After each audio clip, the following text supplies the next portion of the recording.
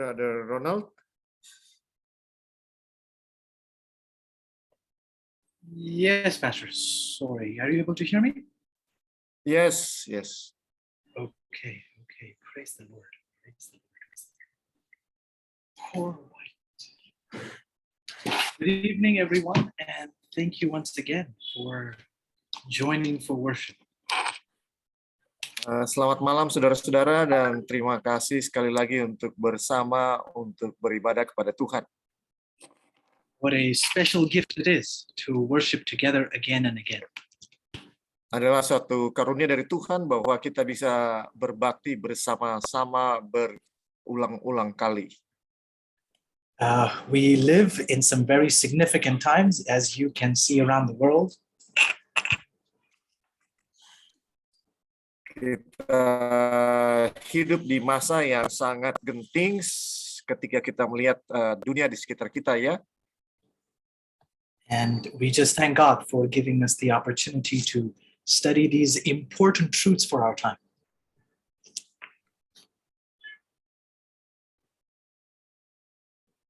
Dan kita berterima kasih kepada Tuhan untuk memberikan kita kesempatan untuk beribadah. I apologize for keeping you waiting, and we pray that God will please guide us as we study. Mohon maaf untuk membuat saudara-saudara menunggu. Kita berdoa supaya Tuhan menuntun sementara kita belajar. Pastor, is my voice coming out okay? Because your voice is coming out a little sort of choppy. So I'm just making sure if it's my connection or yours. I'm not sure, Ron. Okay. Are you able to hear me all right, though? Am I coming out okay? Yeah, but though sometimes it gets... Yeah. Okay. Right. Well, I pray that it comes out all right. All right, let's pray. Let's pray before we go forward. Okay. Mari kita berdoa sebelum kita melanjutkan. Loving God, thank you for being merciful. Allah yang penuh kasih, terima kasih untuk kemurahan-Mu. We thank you for these precious moments you're giving us just before the close of probation to prepare our lives in Jesus. Terima kasih untuk kesempatan yang Kau berikan kepada kami sebelum pintu kasihan ditutup untuk mempersiapkan kami bagi kedatangan Yesus. Thank you, God, for taking time to bring these truths to prepare us for your coming. Terima kasih untuk mengambil waktu mengajarkan kami kebenaran-kebenaran ini sebelum kedatangan Yesus. Thank you, God. Thank you for the gift of family that we can come together and study. Terima kasih untuk keluarga sehingga kami boleh belajar bersama-sama. And we just plead, God, for the guidance of your Holy Spirit, that as we worship together again, that you will be exalted. Terima kasih untuk karunia Roh Kudus sehingga ketika kami beribadah bersama-sama nama-Mu saja yang ditinggikan. Please lead us again in the study of your word. Tolong tuntun kami sekali lagi dalam pelajaran kami, Tuhan. Please cleanse and purify us, please, as we come before you. Tolong sucikan kami dan murnikan kami sementara kami datang menghadap hadirat-Mu. And we plead that you will be lifted up above everything else. Dan kami memohon agar nama-Mu saja yang ditinggikan lebih dari apapun. We thank you for these heavenly blessings. Kami berterima kasih untuk karunia surgawi ini. In Jesus' name we pray. Dalam nama Yesus kami berdoa. Amen. Amin. Thank you. If you've been with us so far, terima kasih saudara-saudara. Kalau saudara sudah mengikuti seri ini sejauh ini, you would have noticed how the Lord is bringing these truths to us to better understand. Pastinya saudara akan mengetahui bagaimana Tuhan menuntun kita untuk memahami memahami kebenaran sejauh ini. I'm sure many of the things we've been studying have been a review for you. Kita juga sudah mengulangi apa yang sudah kita pelajari sejauh ini. And I pray that you may continue to study these truths so that you may continue to share them with others. Dan saya berdoa bahwa saudara-saudara akan terus mempelajari kebenaran-kebenaran ini dan boleh bagikan kepada orang-orang lain. Previously, we looked at the second coming. Pelajaran sebelumnya kita mempelajari tentang kedatangan kedua. Studied about the events that point to the coming of Jesus. Dan kita mempelajari peristiwa-peristiwa sebelum kedatangan Yesus kedua. In connection with that, if you're with us, we also studied the life of Enoch in relation to preparing for the end of time. Dan kita juga mempelajari kehidupan daripada Henokh yang relevan bagi kita mempersiapkan diri bagi kedatangan kedua. With that, if you remember, we studied the abomination of desolation and how that tied with Enoch's message to move out of the cities. Dan kita juga mempelajari pembinasa keji sehubungan dengan kehidupan daripada Henokh. Now, friends, my point is we're going to be following a pattern in studying familiar truths. Kita akan melihat pola-pola yang sama ketika kita mempelajari kebenaran-kebenaran yang serupa. Some truths will just be a review. Some might be something we will dig deeper into appreciating. Ada yang hanya sebagai pengulangan, ada juga pelajaran yang menggali lebih dalam dari satu kebenaran. But we don't want to rush. We want to take our time to really understand these truths. Tapi kita tidak akan tergesa-gesa, kita akan dengan perlahan-lahan mempelajari kebenaran-kebenaran ini. Today, if you've noticed, we're going to talk about life after death, also better known as the state of the dead. Pada saat ini, sesuai dengan judul yang saudara telah dapatkan, yaitu Life After Death, atau judul lainnya adalah Keadaan Orang Mati. Also, like today's message is going to be very fundamental, very basic, but it will then continue to build in our successive studies as we go deeper and look at different passages in the Bible relating to the state of the dead.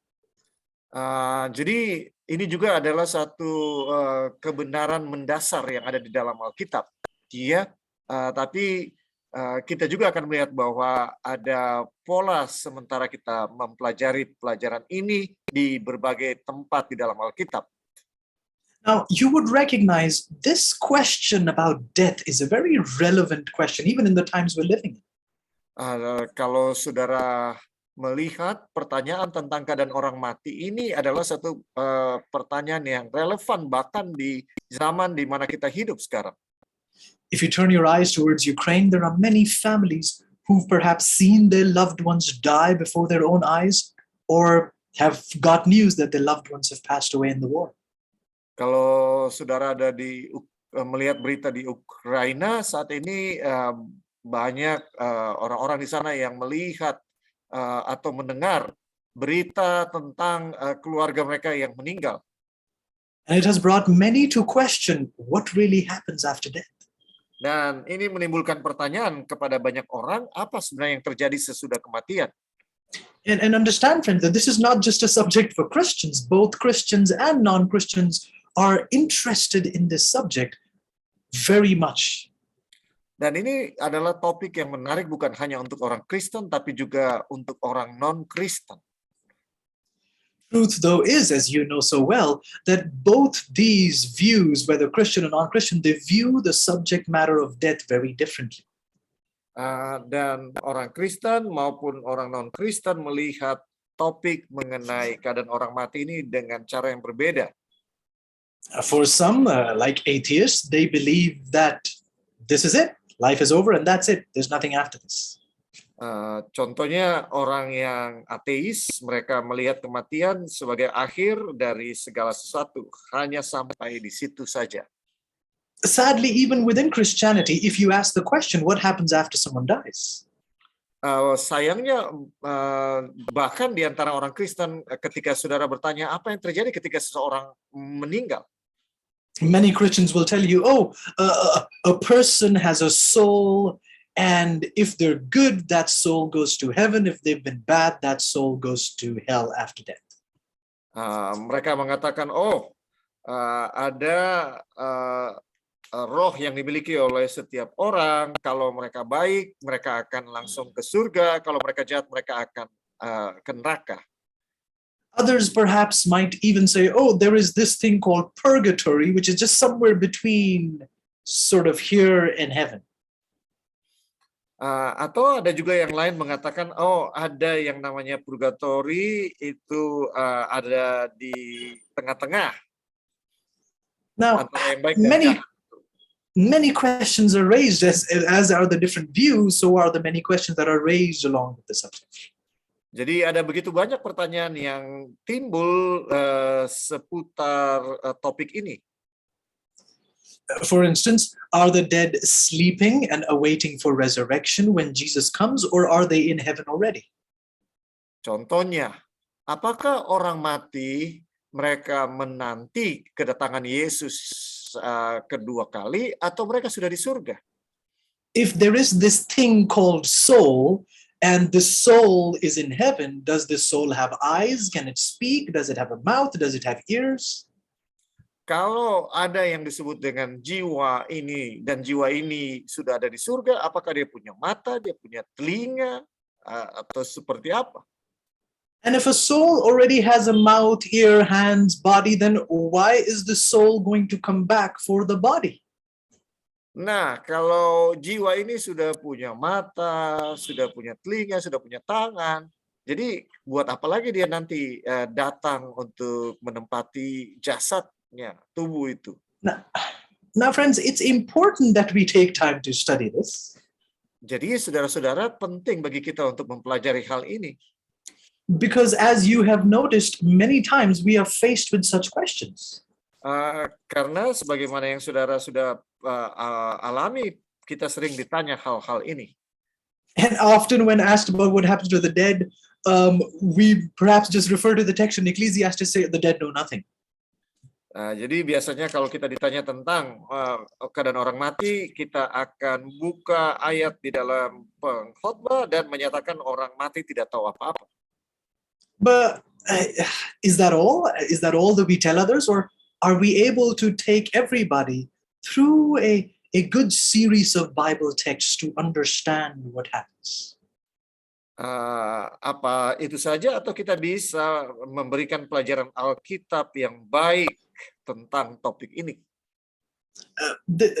Knowing this and sharing this is equally important, not just for pastors, but for everybody who's accepted Jesus. Mengetahui hal ini dan mengajarkan hal ini kepada orang lain, ini bukan hanya untuk para pendeta, tapi untuk semua orang. You know, I've heard, friends, when the early Advent movement began, saya pernah mendengar bahwa ketika gereja Advent baru dimulai, and it's really shocking, I heard that our pioneers could study up to 90 texts in one sermon. 90. Saya mendengar bahwa para pionir Advent itu bisa membuka 90 ayat dalam satu pelajaran. Bayangkan 90 ayat. Some of you may think, no, that's too much. Mungkin sebagian dari saudara berpikir, itu terlalu banyak. But friend, the truth was that's how filled the church was with the word. Saudara-saudara, itu indikasi bahwa gereja atau anggota-anggota gereja betul-betul dipenuhi dengan firman Tuhan. And they could very quickly go through such series of passages. Dan mereka bisa dengan cepat membuka perikop-perikop Alkitab ini. As we near the end, friend, there's more and more a need for people who are filled with the word. Sementara kita mendekati akhir zaman, semakin dibutuhkan anggota-anggota yang dipenuhi dengan firman Tuhan. Hear the words of Peter in 1 Peter chapter 3 and verse 15. Mari kita baca 1 Petrus 3 ayat 15. 1 Peter 3:15. 1 Petrus 3 ayat 15.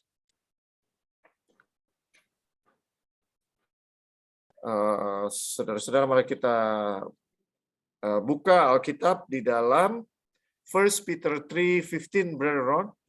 Yes, Pastor. 1 Petrus 3 ayat 15. Sebentar ya.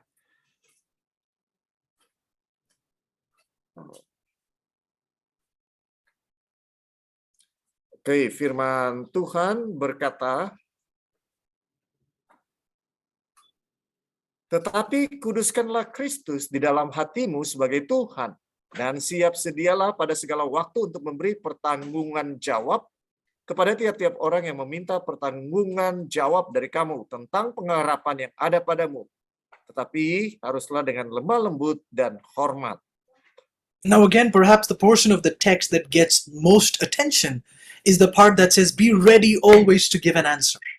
Dan bagian yang mungkin paling diperhatikan dari ayat ini adalah siap sedialah pada segala waktu untuk memberi pertanggungan jawab. But if you pay attention, friends, the text begins with saying, sanctify the Lord God in your hearts. Tapi ayat ini dimulai dengan kata-kata kuduskanlah Kristus di dalam hatimu sebagai Tuhan. The text ends by saying, do it with meekness and fear. Dan ayat itu diakhiri dengan kata-kata lakukanlah dengan lemah lembut dan hormat. So the text begins by speaking of sanctification. Jadi ayat ini mulai dengan penyucian, to be set apart for the Lord, bahwa kita harus menguduskan Kristus. The text ends by talking of meekness and fear. Dan ayat ini diakhiri dengan berbicara mengenai lemah lembut dan hormat. And in between, we hear, give an answer to everyone who asks the reason for the hope that is in you. Dan di tengah-tengahnya adalah memberi pertanggungan jawab kepada tiap-tiap orang yang meminta pertanggungan jawab. Again, friends, the purpose of our studies is not to be ready to give an answer. That's not the purpose. Jadi tujuan dari pelajaran kita, saudara-saudara, bukan untuk siap memberikan jawaban. That's incomplete. The complete purpose is to give an answer from a sanctified heart and an answer with meekness and fear. Tapi jawaban yang lengkapnya adalah bahwa kita harus siap memberikan jawaban dengan hati yang dikuduskan, juga dengan lemah lembut dan hormat. Why is that important? Mengapa ini penting? Because if you only give answers, you can often win the argument but lose the person. Karena kalau kita hanya mau memberikan jawaban, kita bisa saja menang argumen dalam jawaban kita, tapi kita kehilangan orang itu. But when your answer comes from a sanctified heart, tapi ketika jawaban saudara berasal dari hati yang dikuduskan, when the answer is given in meekness and the fear of God, dan jawaban itu diberikan di dalam kelemah lembutan dan hormat, then you see it's not just the answer, but it's also the character of Christ that is presented with the answer. Itu bukan hanyalah satu jawaban, tapi itu adalah jawaban yang diberikan dengan karakter Yesus. And friends, that's the goal of Bible study. Dan itu adalah tujuan dari pelajaran Alkitab. That we would set ourselves apart for God and with meekness and fear present the truth to others. Everybody needs to have this. Bahwa kita akan menguduskan hati kita dan memberikan jawaban di dalam kelemah lembutan dan hormat. If you pay attention to the text doesn't say only pastors should be ready. The Bible says, be ready. All Christians need to be ready to give answer to everybody when they ask a reason for the hope that is in you. Dan kalau saudara perhatikan ayat itu bukan hanya berbicara para pendeta yang harus siap memberikan jawaban ketika ditanya pengharapan yang ada di kamu, tapi semua orang. Now, where can we find the answers then on this subject of death in the Bible? Jadi di manakah jawaban dari pertanyaan tentang orang mati di dalam Alkitab? We want to start with the last book and then work our way in the rest of the book. Kita mulai dari buku yang terakhir, kemudian kita akan membuka buku-buku yang lain. If you have your Bible, let's go to Revelation 1 verse 18. Revelation 1:18. Mari kita buka Wahyu 1 ayat 18. Dan yang hidup, aku telah mati, namun lihatlah, aku hidup sampai selama-lamanya dan aku memegang segala kunci maut dan kerajaan maut. All right. We hear the words of Jesus who says, I am he who lives. Kita mendengarkan kata-kata Yesus bahwa aku yang hidup. And he says at the end, I have the keys of Hades and death. Dan di akhir ayat ini dia mengatakan, aku memegang segala kunci maut dan kerajaan maut. So Jesus went into the grave and came out. Jadi Yesus masuk ke dalam kubur dan keluar. And he says, I've got the keys to come out. Dan dia katakan, saya memegang kunci untuk keluar. In other words, if you believe and rest in death in Jesus, you can look forward to the one who has the key to bring you out of that grave. Dengan kata lain, kalau saudara percaya kepada Yesus yang memegang kunci maut, maka saudara akan beristirahat di dalam Yesus, maka saudara akan keluar dari kematian. And friends, we've studied, I guess we pointed perhaps when we were talking at the second coming, Jesus tells us, the Bible tells us the truth of the resurrection. Dan saya ingat ketika kita mempelajari mengenai kedatangan yang kedua, kita berbicara mengenai kebangkitan. It teaches us of a time when the dead in Christ shall rise again. Itu memberitahukan kepada kita waktu ketika orang yang mati di dalam Kristus akan dibangkitkan lagi. And the Lord would like us to really study that and prepare for that. Dan Tuhan ingin kita betul-betul memahami ini dan bersedia untuk itu. Now, perhaps the question we want to begin with is, what does the Bible teach us about this immortal soul, that there is this thing called soul and that it is immortal? Mungkin kita akan mulai dengan pertanyaan, apakah yang diajarkan Alkitab dengan kebakaan jiwa, kalau memang ada yang disebut dengan sesuatu yang baka. Does the Bible have anything to say on the subject? Apakah Alkitab menyatakan tentang kebakaan jiwa? Where do we find the answers? Di manakah kita dapati jawabannya? Well, to begin, we're going to go to the first book of the Bible, and this is going to be a very important pattern. We want to begin at the beginning to find out the answers. Dan mari kita buka kepada buku yang pertama di dalam Alkitab, dan inilah menjadi pola pelajaran kita, ya. So let's go to the book of Genesis. Jadi mari kita buka buku Kejadian.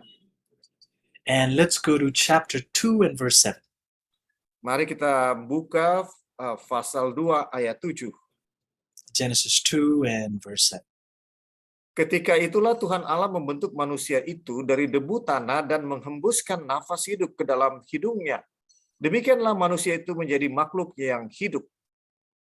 Now, I know we've studied this text multiple times, and this is just a review. Saya yakin kita telah mempelajari ayat ini berkali-kali. But again, it's important to study it simply and to review together. Dan namun penting untuk mempelajarinya dengan sederhana dan juga mengulanginya. Notice the three key phrases in the text. Perhatikan ada 3 frase yang penting di ayat ini. God formed man of the dust of the ground. Uh, Tuhan Allah membentuk manusia itu dari debu tanah. The next sentence is very important, gives us a very important detail that God breathed into his nostrils the breath of life. Dan kalimat berikut betul-betul penting dan menghembuskan nafas hidup ke dalam hidungnya. And the third important statement, man became a living soul. Dan kalimat ketiga yang penting adalah manusia itu menjadi makhluk yang hidup. I believe we often get confused when we study the rest of the Bible. That's because we don't pay attention to the beginning. Saya yakin seringkali kita bingung mempelajari seluruh isi Alkitab karena kita tidak memperhatikan di awalnya dengan baik. I don't know if I've emphasized this enough with you in the past, but the first 3 chapters of the Bible are the scheme and theme of the entire Bible. Saya tidak ingat apakah saya sudah pernah menyatakan ini, tapi 3 ayat yang pertama adalah merupakan pelajaran inti dari seluruh isi Alkitab. And friends, these are passages that need a lot of your attention. Ini adalah perikop yang perlu untuk kita perhatikan. Take serious time to study the first 3 chapters of the Bible. Kita harus pelajari dengan seksama 3 pasal pertama di dalam Alkitab. Here, God is not just describing how he created, how he started creation. That's not just what is here. Di 3 pasal pertama ini bukan hanya soal bagaimana Tuhan menciptakan dunia ini. Rather, the Bible is telling us, the Lord is giving us a formula for how God created mankind. Tapi juga diberikan bagaimana formula bagaimana Tuhan menciptakan manusia itu. If you notice, the Bible tells us there that dust plus spirit, we'll talk about that dust and God's breath composed a living soul. Jadi formulanya adalah debu tanah tambah nafas menghasilkan makhluk hidup. In other words, the elements of the earth, God took the earth, combined it with his breath, and man became a living being. Dengan kata lain, debu tanah itu adalah bagian dari bumi ditambah dengan nafas, maka jadilah makhluk hidup. Pastor, I keep hearing you saying nafas, and so that's very interesting. That's the Hebrew word employed there. So that's interesting that in Bahasa you actually use that word. That's really nice. That's really nice. Saya mendengar kata nafas diulang-ulangi itu sebenarnya berasal dari bahasa Ibrani yang ada dalam bahasa Indonesia. Praise God. Praise God. So the Bible's telling us that a living soul means a living person. Alkitab mengatakan makhluk yang hidup adalah manusia yang hidup. Now, Adam, in other words, became a living being, a living soul, a living person. Adam menjadi makhluk yang hidup, ya, jiwa yang hidup. In other words, I don't have a soul, I am a soul. Dengan kata lain, bukan saya memiliki jiwa, tapi sayalah jiwa itu. Okay, so the two coming together, dust and breath coming together, and a soul is the composition. Soul is composed of these two great truths. Jadi, jiwa itu terdiri dari debu ditambah nafas, maka jadilah jiwa itu. The questions don't end though, the questions are still there.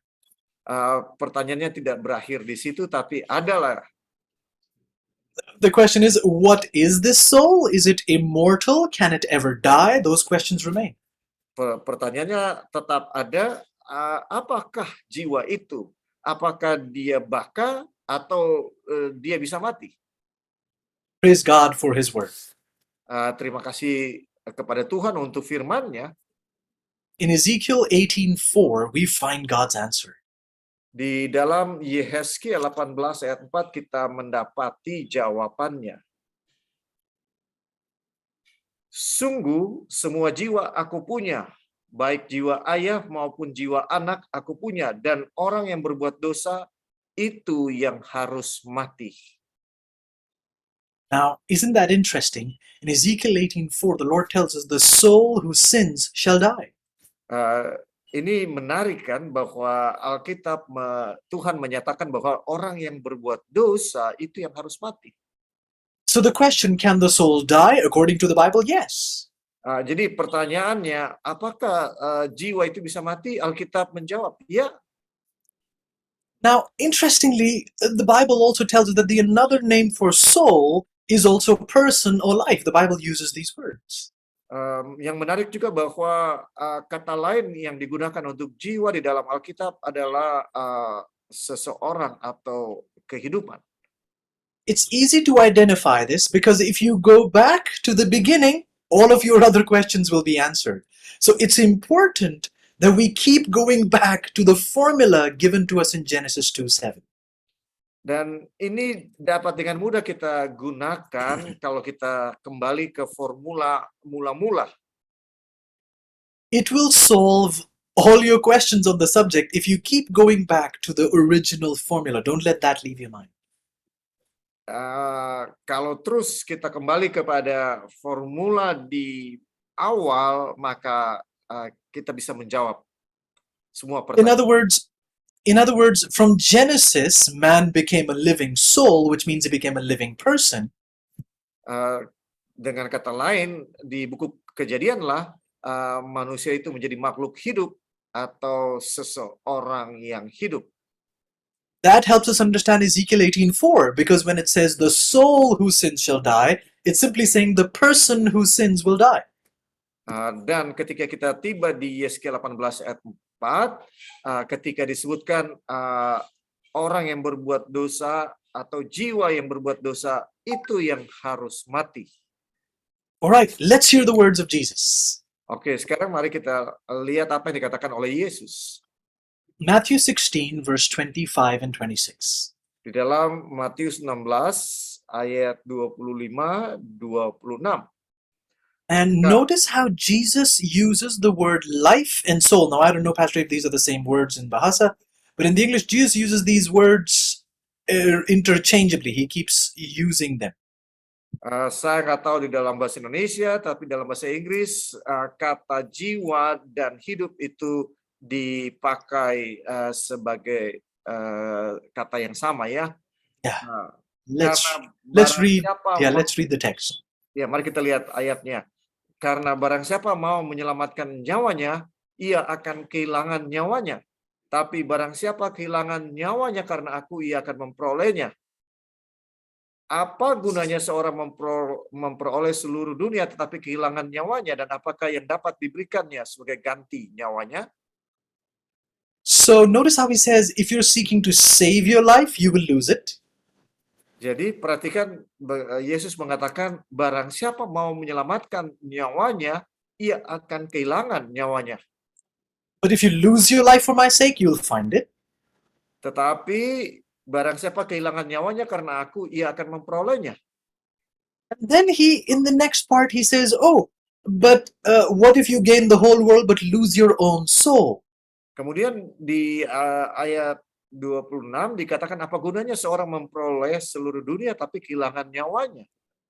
Now when he says you lose your own soul, what is he talking about? Nah, sekarang ketika dia bilang engkau kehilangan nyawanya, apa yang dia maksudkan? The question is answered simply by going back to Genesis 2, the original formula. Soul is a living being. Jadi kita kembali ke dalam buku Kejadian bahwa jiwa itu adalah makhluk hidup. Now, did you notice in the two texts, Jesus uses, oh, you can lose your life, and here he's talking about losing your soul. Notice how he speaks of life and soul interchangeably, using these two words. Sekarang kita lihat bagaimana Yesus menggunakan kata jiwa sama dengan kata kehidupan ya, secara bersama-sama dipakai oleh Yesus di sini. In other words, friends, the Bible is clear that only God is immortal. Dengan kata lain, saudara-saudara, Alkitab itu jelas hanya Tuhan yang kekal. We are mortal, which means we are subject to death. We can die. Kita adalah manusia yang fana, artinya fana, kita akan mati. And immortal is the one who cannot die. He's imperishable.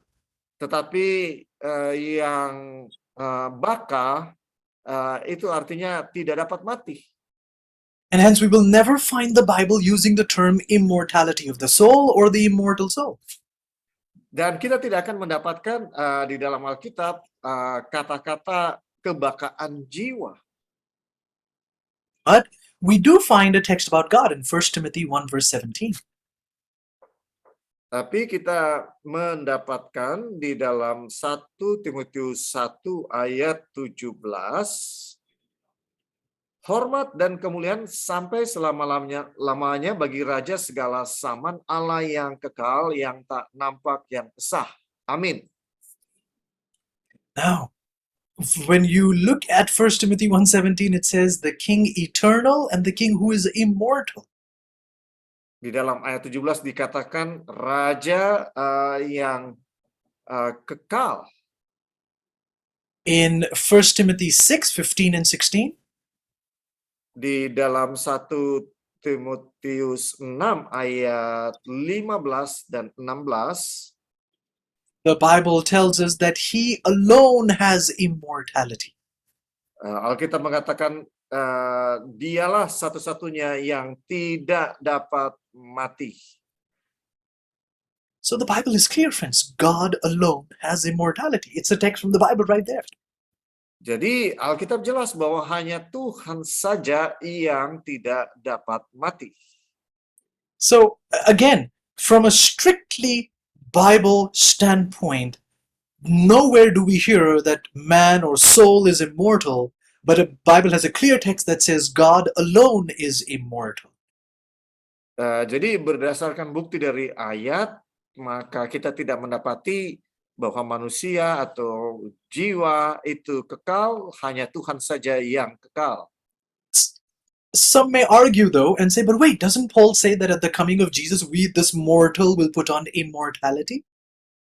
Tapi sebagian orang akan menyatakan, bukankah Paulus mengatakan pada kedatangan yang kedua, kita yang baka akan mengenakan jiwa yang tidak dapat mati?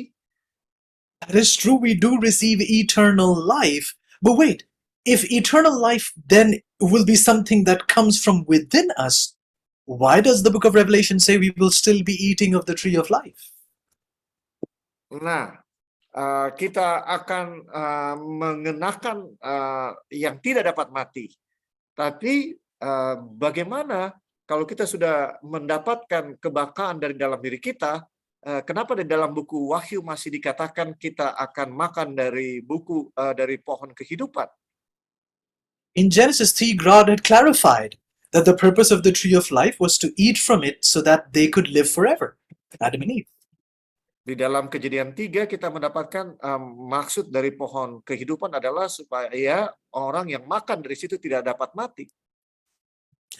But if we begin to say, oh, at the second coming we will become immortal, in other words, immortality will be from within us, then why are we still going to eat of the tree of life?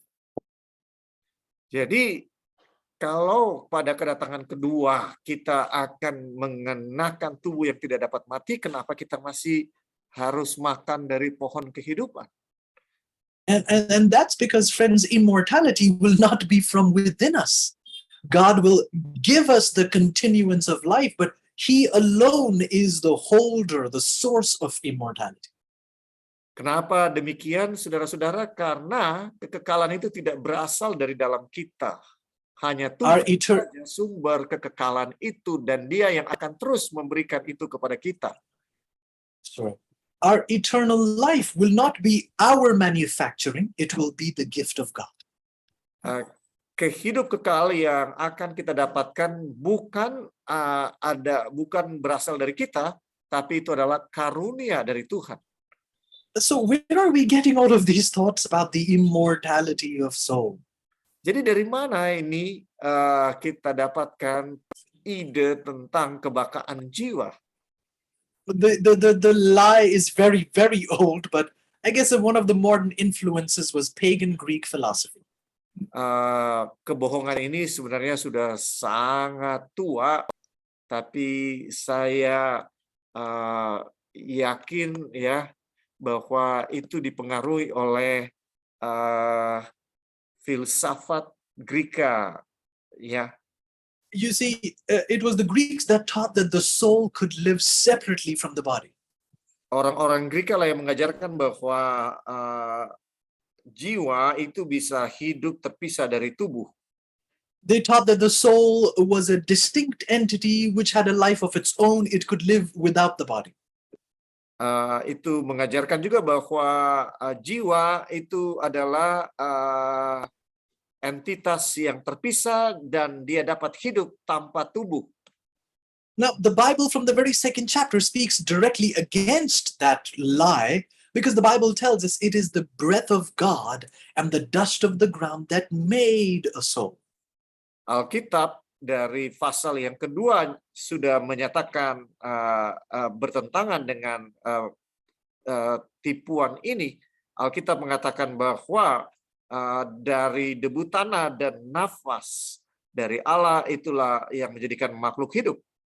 The Bible teaches us that when these ingredients are separated, there is no soul. Alkitab mengajarkan ketika dua hal ini terpisah maka tidak ada kehidupan.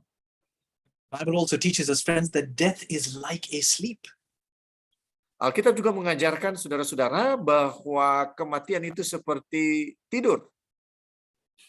That he who believes in Jesus is as secure as if he were sleeping in the very arms of Jesus. Dan orang yang percaya kepada Yesus yang mati, mereka aman seakan-akan mereka tidur di dalam tangan Yesus. But we find even today that spiritualism and the New Age philosophies, they are teaching that the soul is immortal. Tapi sekarang ini saudara-saudara, spiritisme dan juga pergerakan zaman baru mengajarkan tentang kebakaan jiwa. And they're beginning to teach that when you die, there is this soul that lives on, and it can come back and communicate with those who are living. Itu mengajarkan bahwa ketika saudara meninggal, ada roh yang tetap hidup dan dia dapat kembali dan berbicara dengan saudara-saudara. And for many ages, friends, the devil has been using these lies to deceive so many people. Dan untuk bertahun-tahun lamanya setan mengajarkan kebohongan ini. We'll talk more about this in our coming studies. Kita akan lanjutkan pelajaran ini nanti. But again, the Bible keeps attacking the lies. It's beautiful how the Bible does it. Alkitab dengan indah menentang ajaran-ajaran ini. We read in 1 Corinthians 15, 51 and 52. Kita dapati di dalam 1 Korintus 15 ayat 51 dan 52. 1 Korintus 15 ayat 51-52. Sesungguhnya aku menyatakan kepadamu suatu rahasia. Kita tidak akan mati semuanya, tetapi kita semuanya akan diubah dalam sekejap mata pada waktu bunyi nafiri yang terakhir. Sebab nafiri akan berbunyi dan orang-orang mati akan dibangkitkan dalam keadaan yang tidak dapat binasa, dan kita semua akan diubah. Now, friends, the Bible is so clear. The dead will be raised incorruptible. Alkitab begitu jelas, saudara-saudara, bahwa orang mati akan diubah. We shall not all sleep, the Bible says. Kita semuanya tidak akan mati, Alkitab katakan. Which takes us back to the truth of Genesis, that when God created Adam, he placed his breath within him, not some immortal soul within him. Dan ini tentu saja membawa kita kembali ke waktu di mana Tuhan menciptakan manusia, bahwa Dia menghembuskan nafas hidup. Ini bukan satu jiwa yang hidup sendiri. Again, the text is so clear. Sekali lagi ayat itu begitu jelas. The dust of the ground, God's breath, man became a living soul. Debu tanah ditambah dengan nafas dari Allah, manusia menjadi makhluk yang hidup. Quite simply then, friends, death is creation in reverse. Kita bisa katakan lebih sederhana bahwa kematian adalah kebalikan dari penciptaan. Someone says, what does that mean? Ada yang mengatakan apa maksudnya itu? Well, Ecclesiastes 12:7 tells us, Di dalam Pengkhotbah 12 ayat 7 dikatakan,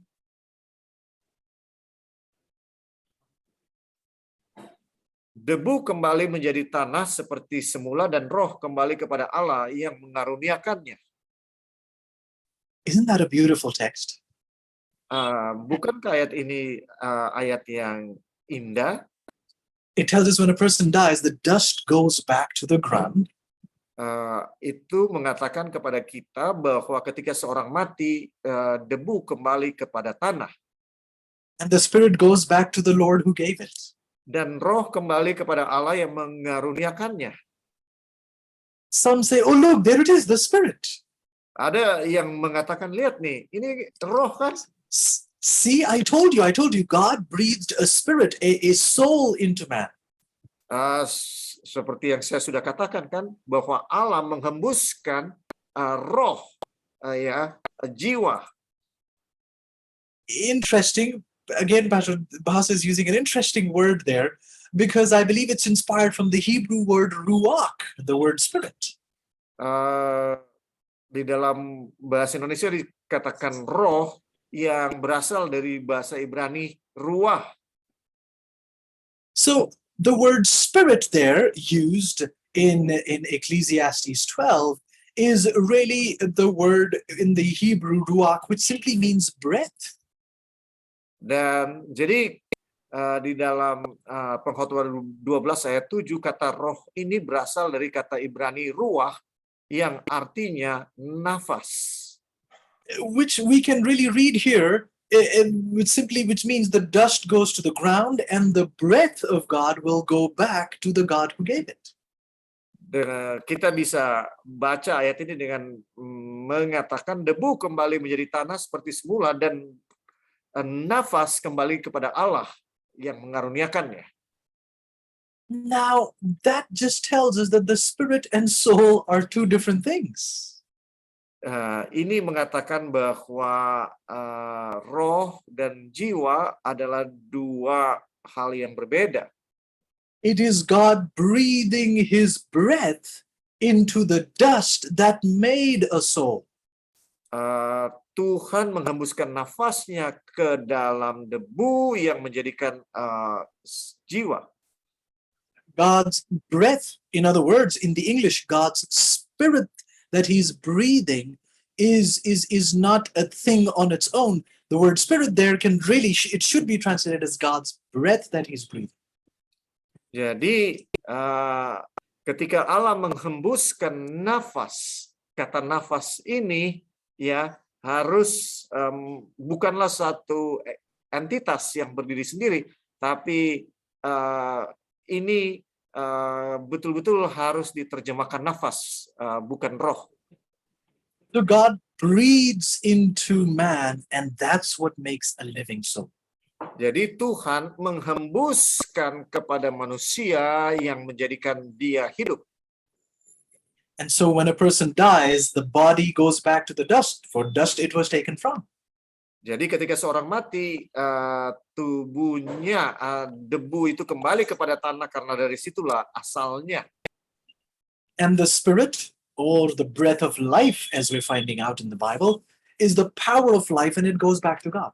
Dan roh atau nafas kehidupan yang kita pelajari di dalam Alkitab adalah suatu kekuatan yang memberikan kehidupan dan dia akan kembali kepada Allah.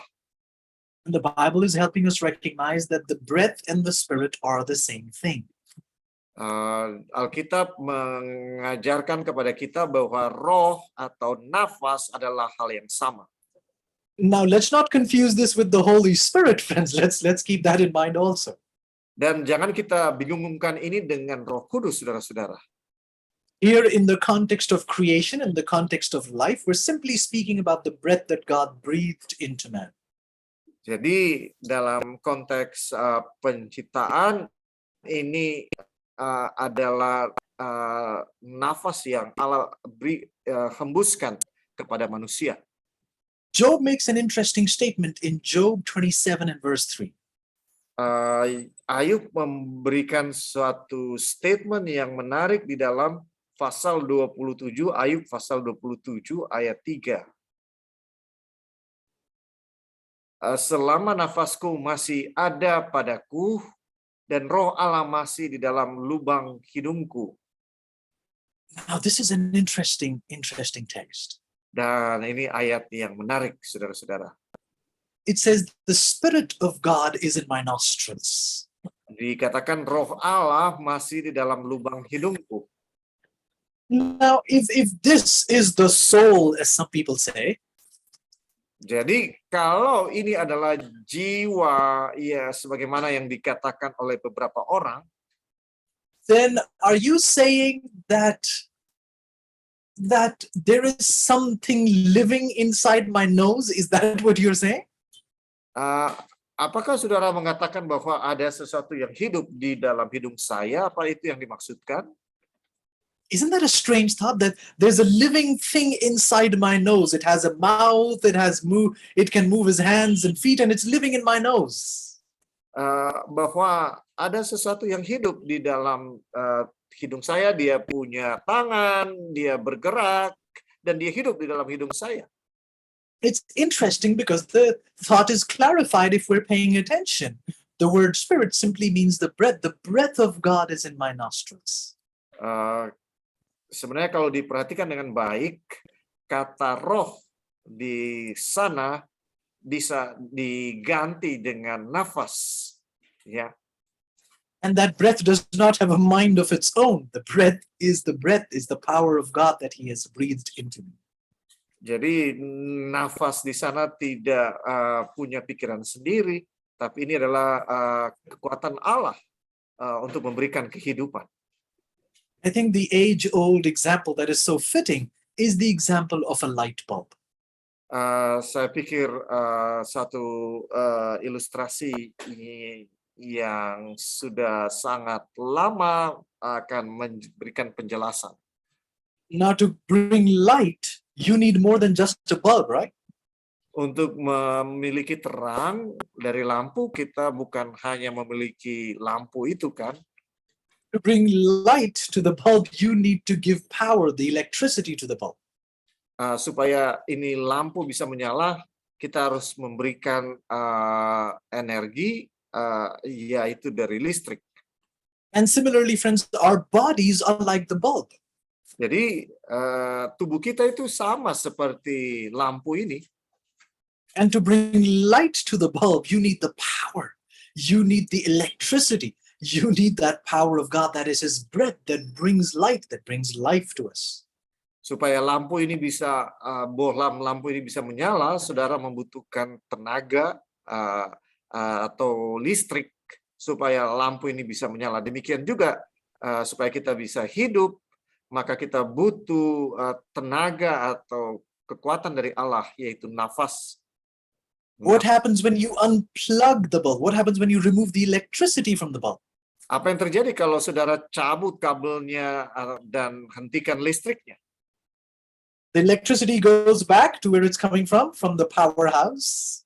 Jadi listriknya kembali ke asalnya. And you have nothing, you have no light. Dan saudara tidak ada terang lagi. And so, friends, when the breath of God goes back to where it comes from, there is no soul. Jadi ketika listrik itu atau nafas itu kembali kepada pemiliknya, maka tidak ada makhluk yang hidup. So there is dust and the breath of life, and that's what makes a soul. But if the breath goes back to God, all you have is a dust, all you have is a bulb. There's no soul. Jadi makhluk hidup itu adalah debu tanah ditambah nafas hidup. Kalau nafas hidup itu kembali kepada pemiliknya, kepada Tuhan, maka tidak ada lagi kehidupan seperti lampu itu kalau tidak ada listrik, mati. In other words, the power to create life is with God. It comes from Him. And so His breath, His spirit, which gives life, returns back to Him. Dengan kata lain, karena kuasa atau kekuatan itu untuk menciptakan hidup itu berasal dari Allah, maka roh Allah atau nafas yang berasal dari Allah ketika dia kembali maka tidak ada lagi kehidupan. Now these are simple truths, friends. Dan ini adalah kebenaran-kebenaran yang sederhana, saudara-saudara. Like I said, much of this is just review. Seperti saya katakan, kebanyakan ini hanyalah pengulangan, saudara-saudara. We'll stop here, but next week we'll continue in the review. We'll continue to look at passages that help us better understand this.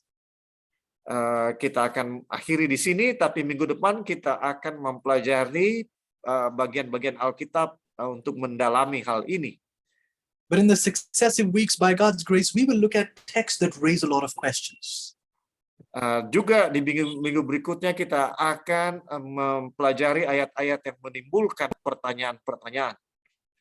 One of the passages that raises a lot of questions is the parable of rich man and Lazarus.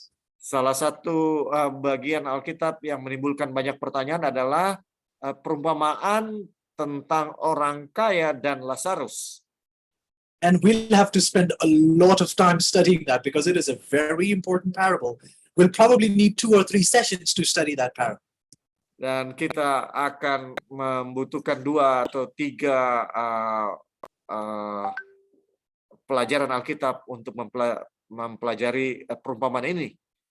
In the book of Peter, people quote a text that says, "Oh, Jesus, he was preaching to the spirits in prison." Di dalam buku Petrus, orang mengatakan, oh Yesus berkhotbah kepada roh-roh di dalam penjara. So what about that? And other questions on the subject of death. Dan juga pertanyaan-pertanyaan lain di dalam topik mengenai kematian ini. And we'll study all of that together, friends, by God's grace. We will pray that God will teach us those truths. Dan kita akan mempelajari hal-hal ini dengan kasih karunia Tuhan, ya.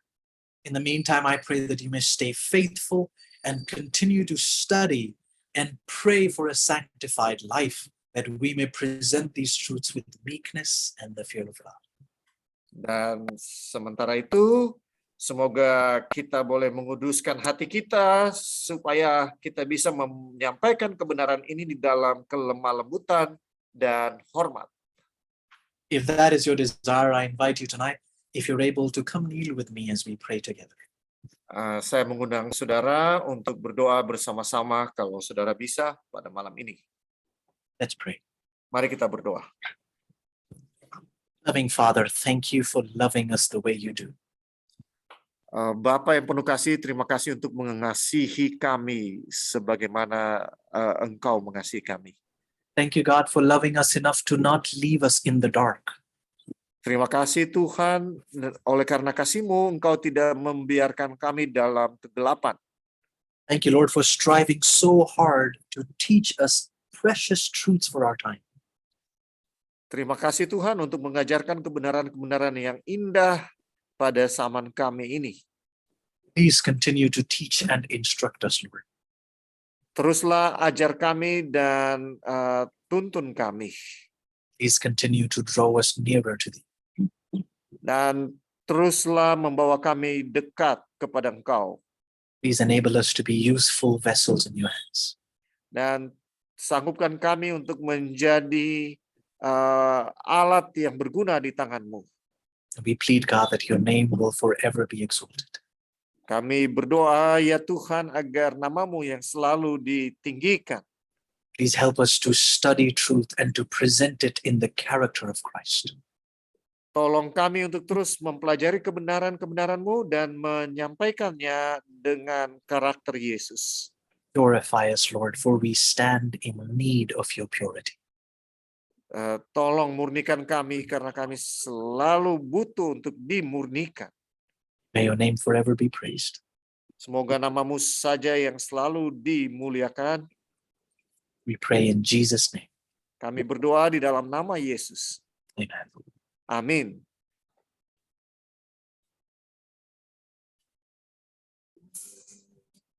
Terima kasih untuk Pastor Roy dan thank you so much for Brother Ronald for sharing tonight. Pada malam hari ini ada pertanyaan di chat box. Saya akan membacakannya. Selamat malam, salam kenal, saya dari NTT, dari Pendeta Otniel Saifeto. Saya ada 2 pertanyaan sebagai berikut. Yang pertama, bolehkah anggota Advent mengucapkan selamat jalan kepada orang yang sudah meninggal? Contoh, selamat jalan Bapak Ibu Saudara, Opa Oma sampai kita bertemu di Laut Kaca. Yang kedua, kita percaya bahwa orang benar baru akan ke surga pada saat kedatangan Yesus yang kedua kali. Bagaimana menerangkan Lukas 23 ayat 43 yang mengatakan Yesus dan orang yang disalibkan segera akan masuk ke surga hari itu juga. Terima kasih. There are 2 questions to ask Brother Ronald. Sure. First, as Adventist member, can we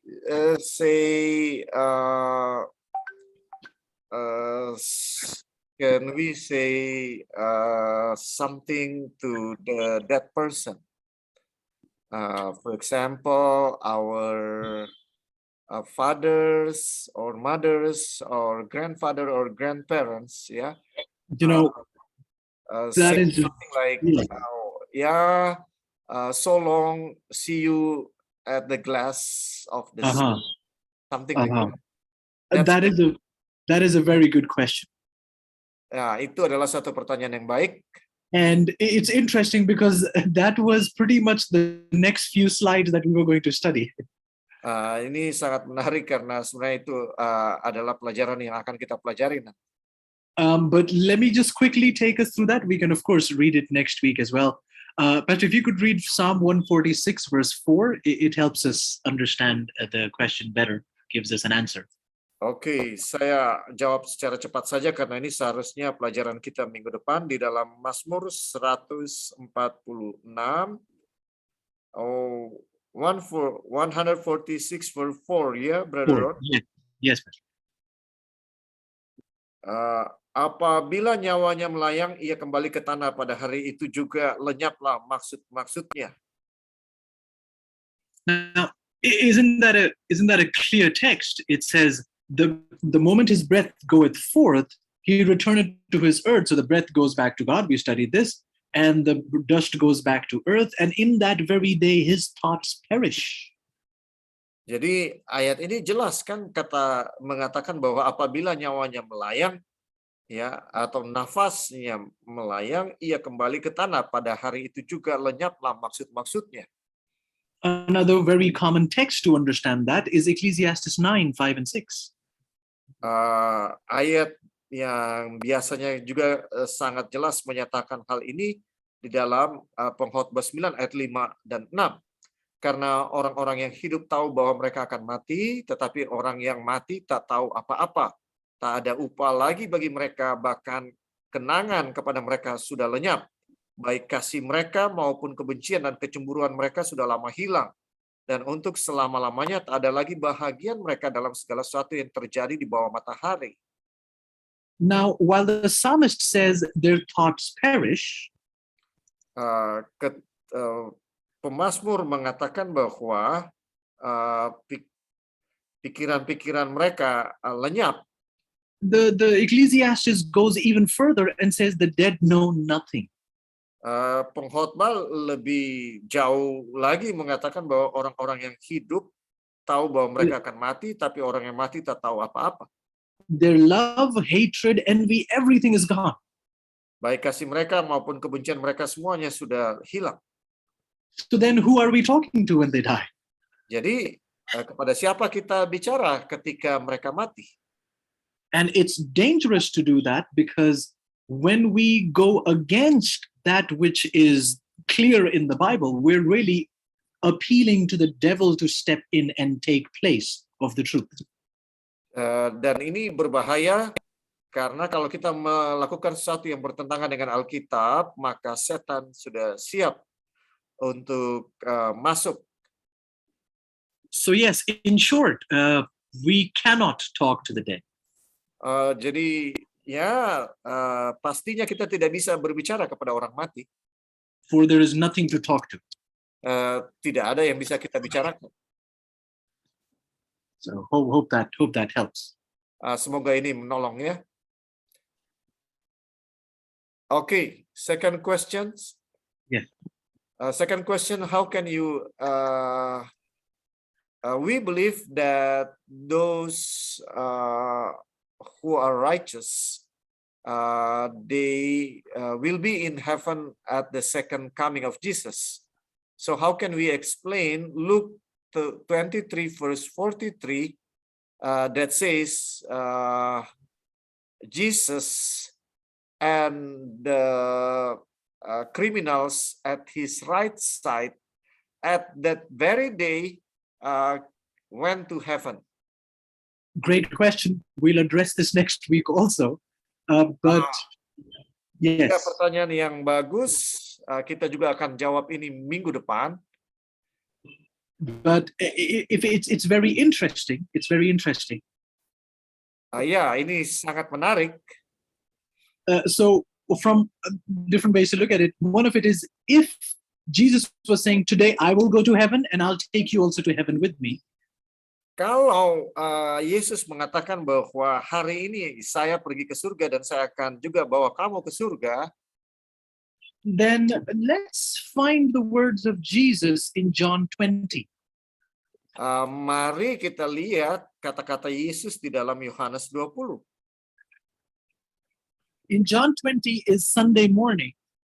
Di dalam Yohanes 20 settingnya adalah pada hari Minggu pagi. Mary Magdalene is at the tomb of Jesus.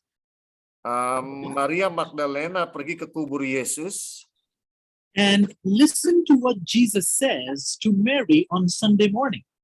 Dan perhatikan kata-kata Yesus kepada Maria Magdalena pada hari Minggu pagi. John 20 verse 17. Di dalam ayat 17.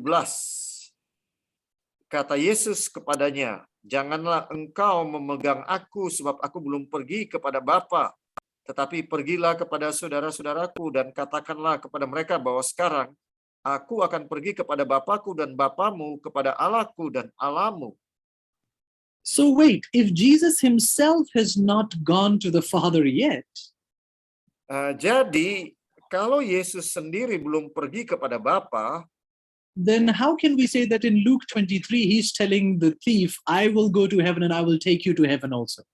Bagaimana kita mengatakan di dalam Lukas 23 dia berkata kepada penjahat di sebelahnya bahwa kamu akan pergi bersama-sama dengan aku ke surga?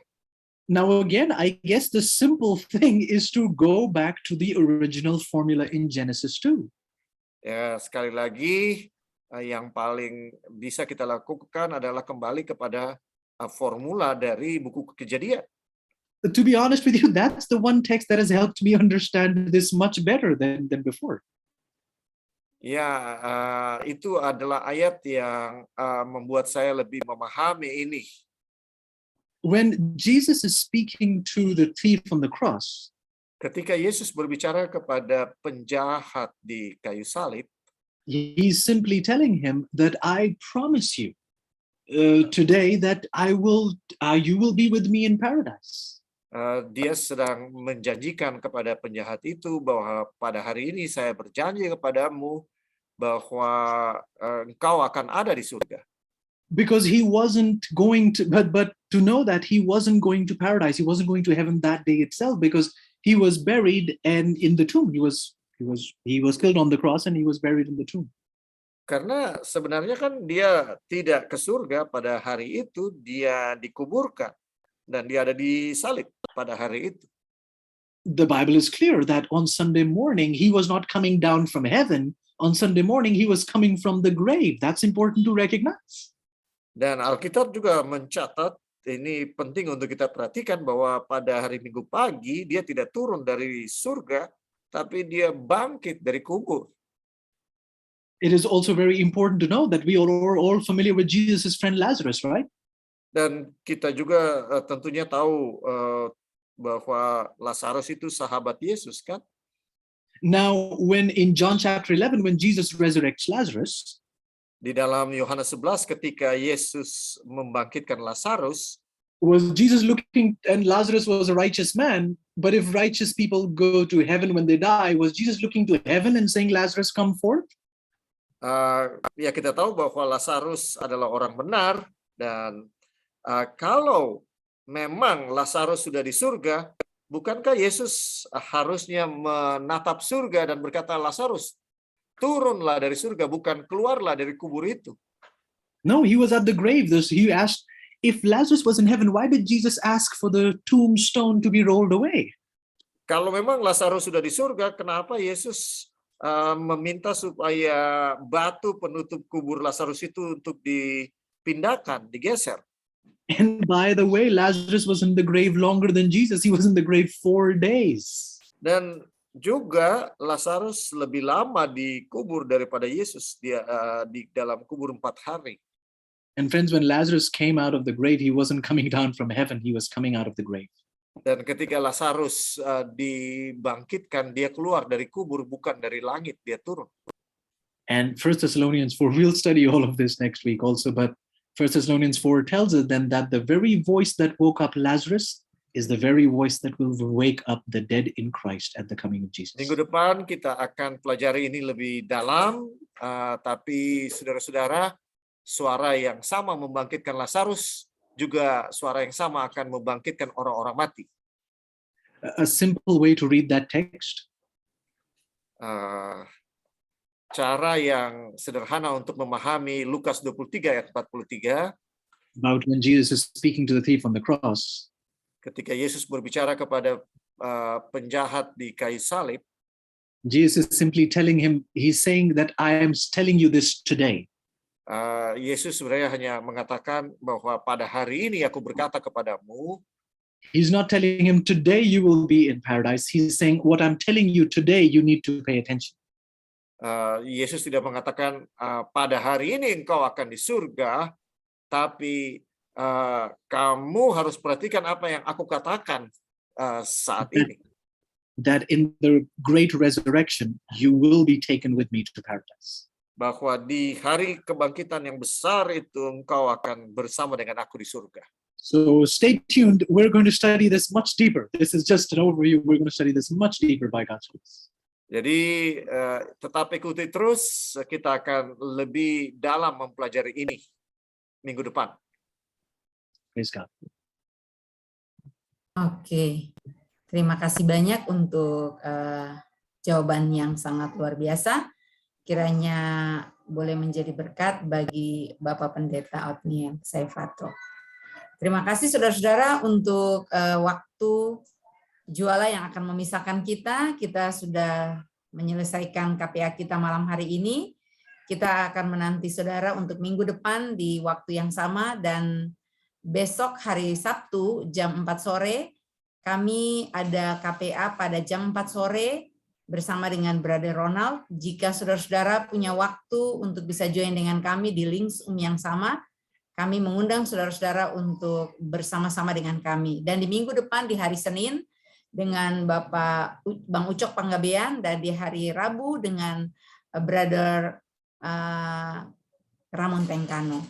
Terima kasih saudara-saudara untuk kehadiran pada malam hari ini, dan malam ini kita akan doa tutup, dan saya memberi waktu ini buat pendeta untuk menutup kita di dalam doa.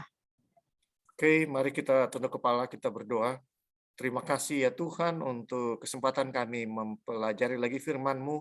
Terima kasih untuk mengumpulkan kami pada malam hari ini. Biarlah firman yang sudah kami pelajari termeteraikan di dalam hati dan pikiran kami, sehingga kami lebih mencintai firman-Mu, lebih mencintai Engkau. Dengan demikian kami boleh dikuduskan oleh firman-Mu, memiliki karakter seperti Engkau ya Tuhan. Terima kasih, di dalam nama Tuhan Yesus kami sudah berdoa dan mengucap syukur. Amin. Amin.